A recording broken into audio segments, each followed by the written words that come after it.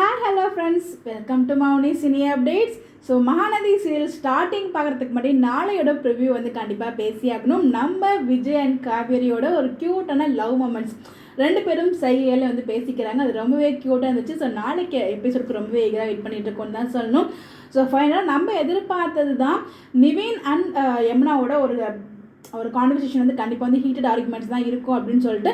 But நான் ரொம்பவே எதிர்பார்த்தேன். பட் எதிர்பார்த்த லெவலுக்கு இல்லை. நம்ம நிவின் பார்த்தீங்கன்னா ஓரளவுக்கு கொஞ்சம் நார்மலாக தான் பேசியிருக்காங்க. நிவின் கேட்ட ஒவ்வொரு கேள்வியுமே வந்து நியாயமான கேள்வி தான். இந்த இடத்துல யமுனா பக்கம் எனக்கு இன்னும் கோவம் தாங்க வருது. என்னதான் வந்து அவர் சின்னதாக ஒரு வார்த்தை பார்க்கலான்னு சொன்ன அந்த ஒரு வார்த்தையை வச்சு அவரோட டோட்டல் லைஃப்மே வந்து காலி பண்ணிட்டாரு. இந்த உண்மையிலே இந்த இடத்துல நிவின் வந்து பாராட்டே ஆகணுங்க.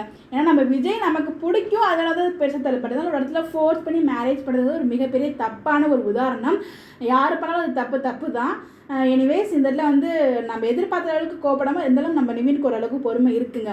கல்யாணம் பண்ணிட்டேன், உன் கூட தான் இருப்பேன், ஆனால் நான் வந்து ஒரு ஹஸ்பண்டாக கூட வாழவே மாட்டேன்னு சொல்லிட்டு கிளியராக சொல்லிட்டாங்க. என்ன ஆகுனா இன்றைக்கே மொத்தத்தையும் அழுதுட்டா என்ன பண்ணுறது? நீ ஆசைப்பட்ட வாழ்க்கை உன் நிவின் கூட இருக்காரு. இதுக்கப்புறம் போக போக இன்னும் பல கஷ்டங்களை நீங்கள் அனுபவிக்க போகிறீங்க. ஏன்னா நீங்கள் ஆசைப்பட்ட வாழ்க்கை, நீங்கள் வேணும்னு கட்டாயப்படுத்தி போன வாழ்க்கைங்கிறப்ப நீங்கள் எல்லாத்தையும் ஃபேஸ் பண்ணி தான் ஆகணும். ஸோ இன்னொரு பக்கம் நம்ம நிவின் வரும்போது என்ன காவேரி இவ்வளோ நேரம் ஃபஸ்ட் டைம் வந்திருக்காங்க, இது வரைக்கும் ஜூஸ் கொடுக்கல, போய் ஜூஸ் எடுத்துகிட்டு வாமா போமா அப்படிங்கிறதெல்லாம் சொல்லும்போது நமக்கு ஹாப்பியாக இருந்தாலும் ஒரு பக்கம் நிவினுக்கு அது செம்ம இரிட்டேட் தான் ஆச்சு. அதை அவர் ஃபேஸ்லையுமே காமிச்சாரு. தாத்தா மன்னிப்பு கேட்டதுலாமே ரொம்ப ஓவரால் இன்றைக்கி எபிசோட் நல்லா தான் இருந்துச்சு. ஸோ நாளைக்கு எபிசோட் ரொம்ப வெயிட் பண்ணிட்டு இருக்கோம். அது மட்டும் இல்லை பிக் பாஸ்க்காக பார்த்தீங்கன்னா ப்ரொமோஷன் வந்து நம்ம விஜய் காவேரி எல்லாமே கொடுத்துருந்தாங்க விஜய் சேதுபதி ஹோஸ்ட்காக. அது ரொம்ப நல்லா இருந்துச்சு.